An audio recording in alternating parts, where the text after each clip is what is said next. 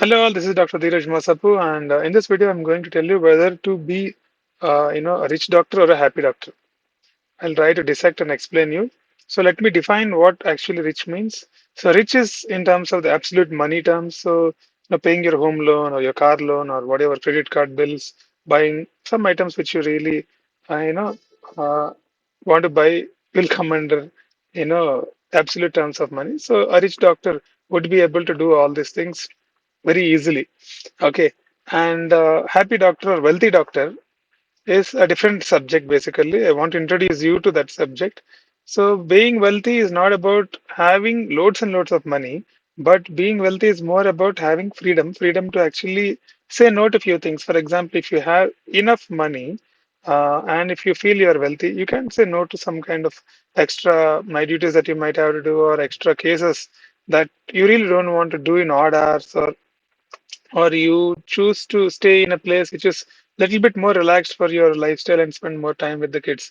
So this is being wealthy. So I will try to explain with simple example. So there is a cardiologist, for example, who has a very big luxury SUV Mercedes Benz, which is 1.5 crore, but he is having a lot of debt, which he took to actually build a small cath lab and hospital and all that. He's in a lot of pressure. On the other side, there is an anesthesiologist who is having a very simple living and a steady earning of maybe 2 to 3 lakhs, and then he's investing in different investment vehicles, and he has more time, he has more independence. So that is the basic difference between being rich and being wealthy. So I will tell you, this is purely based on your mindset. In younger age, you will feel that being rich is the only thing that you want to aspire for. I don't have any issue with that. But with maturity, what you feel is having a wealthy life is more meaningful and having a purpose. I'll come to all those points now. Okay.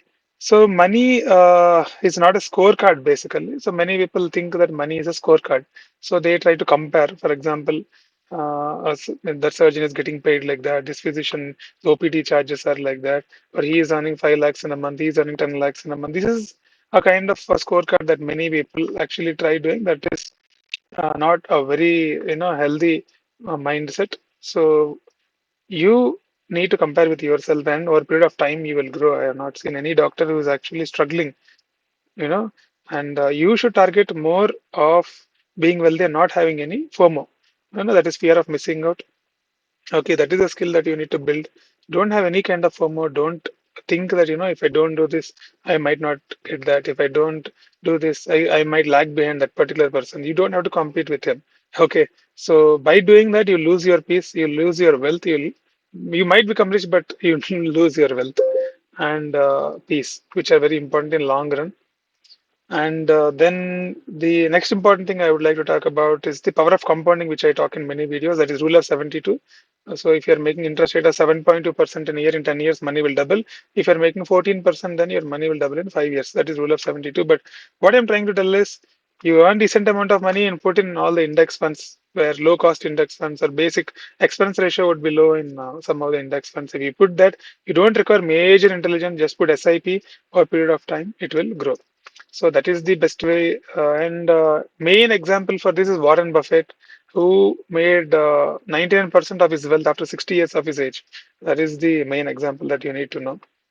So a steady SIP of, even 20,000, 30,000 from initial part of your career can snowball into crores of rupees in later coming years.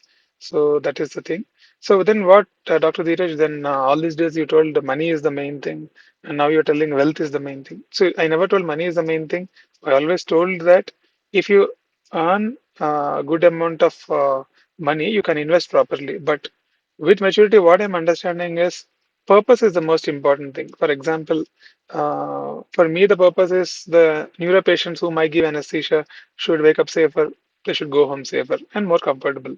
So that is the purpose. So if you have a strong purpose like that, a pediatric consultant who is taking care of his patients and who is actually giving good result to the patients, and that would be the purpose of that particular doctor. And having such kind of purpose will give you a lot of accomplishment in long run than having financial goals is what I feel. Okay. So because if you keep financial goals by 45, 50 years, you'll reach them. Okay. And after that, if you don't have a purpose, you'll go into midlife crisis, depression, all that. But if you have if your purpose is your work or doing good quality work, even at 60, 65, 70, you will be passionate to do more greater things, okay, in that field. Even educating juniors is a very big purpose. So that is the purpose, I think. And some people will have a different purpose, like, doing service activities, or some people want to build programs, some people want to build them. So keep a purpose other than money. If you keep money as a purpose, then you will look awkward, and not only that, you will become more, commercial, which is not good for doctors. Actually, that is what I personally feel. And you'll go through a lot of stress. I have seen many doctors who are chasing money are under a lot of stress. And by wealthy mindset, your brain chemical balance will be good, and then your health also would be good in long run. And the next important aspect I would like to cover is the spending. So if you want to be wealthy, you need to be spending less amount of money. So your total net worth minus what you are spending is basically the true wealth of that particular person. So if your expenditure is more, then what happens is, even if your net worth is high, eventually you will start eroding that. So you have to spend less amount of money, and in longer run, you will make more amount of money.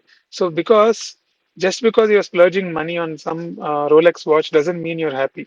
Okay, you can be happy by wearing a Titan watch also. Okay, so don't link uh, materials to your happiness. Happiness is more about independence and then spending time with your kids. And if you want to take off for a week, you should be able to do that. If you're not able to do that, then you are not a happy person. So independence and freedom are the ones you have to focus on, because you live only once. So this is about the difference between the rich versus happy doctors. And then, so final takeaway, if you ask me, Dr. Dheeraj, in single line, you tell what did you tell till now? So for doctors, wealth is not about luxury watches or luxury cars or luxury this thing or showing off. You look awkward in that way. What I feel is focus on having some freedom, some kind of happiness, and some purpose in life. And in long run, you actually achieve more. You actually earn more. Money will follow you. People who go with a purpose, money follows them. That's how people become rich in long run. People who chase money from beginning of their careers, usually they money runs away from them. That is what happens in a longer run. Okay, so have a strong purpose and keep working. You'll be very good. So that is that is a message which I want to give you with this particular video. Thank you guys for following the video till the end, and thank you all. See you in the next video.